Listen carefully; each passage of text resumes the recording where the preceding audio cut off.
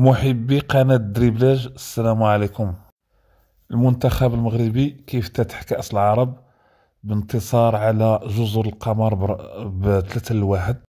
اللي مهم في المباراة هو 3 نقاط، يعني في أول ظهور للمنتخب المغربي، والكل كيعرف يعني الظروف ديال المباراة وكيفاش تأخر المنتخب المغربي على المباراة.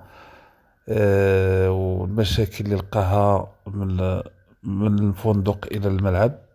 زيد على ذلك اللاعبين اللي التحقوا في اخر يوم تقريبا.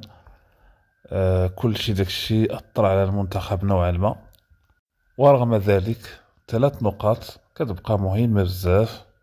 كان هناك بعض اللاعبين اللي المردود ديالهم متوسط، واخرون كان مردود جيد مزيان، بحال البوفتيني في الدفاع مثلا.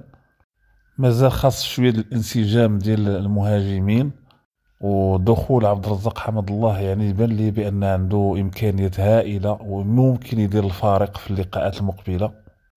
وعوده بعوده ان شاء الله وليد الكرتي وسط الميدان غادي يتحسن في المقابلات القادمه ان شاء الله. في المقابلات القادمه خاصه امام يعني المنتخب السعودي، عاد نوقفوا على يعني مدى الجاهزية ديال المنتخب المغربي باش انه يمشي بعيد في هذه المسابقة. وما نساوش الفراغ اللي خلى اشرف بن شرقي و... ومهري اللي ما استطاعوش يلتحقوا بالمنتخب. كل هذه العوامل اثرت على المنتخب المغربي، وبان شوية ديال يعني عدم انسجام ما بين لاعبي الوسط ولاعبي الهجوم.